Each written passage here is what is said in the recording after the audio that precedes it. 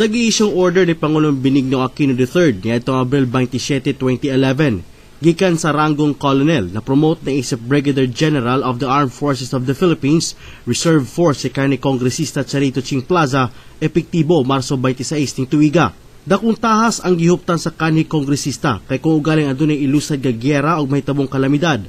Si Brigadier General Plaza ang mamuno sa Wing Commander sa 7th Air Force Wing Reserve. Training, no? Because the tendency kung dunay emergency or war, I'm sure, kadaghanan nga walay military training or kahibalo sa mga unsaon pag-defend sa atong country, ang tendency is mutago, no?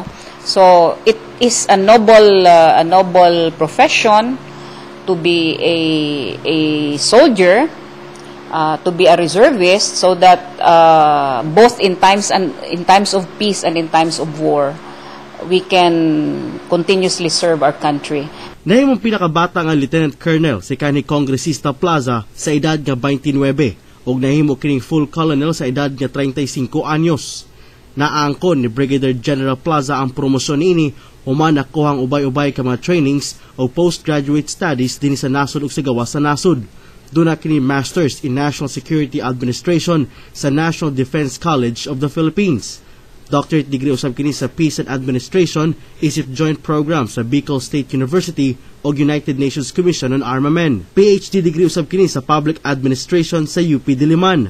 Nakuha usab ni Brigadier General Plaza ang International Course in National Security Administration sa Harvard University, Special Studies on Conflict Resolutions and Management sa University of Melbourne, Australia, ug anti-terrorism training sa National Civil Military Institute sa Luis Obispo, California, USA. Dako kini nga advantage because you become a part of the international or the world defense institutions.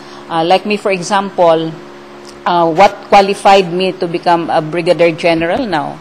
Because I was lucky to get scholarships in the Defense College, in education and training institutions abroad. Si Brigadier General Plaza ang pinakaunang babaeng general sa Armed Forces of the Philippines Reserve Force. Siya usab ang pinakaunang babaeng general sa Philippine Air Force Line Officer o pinakaunang babaeng general nga gikan sa Mindanao.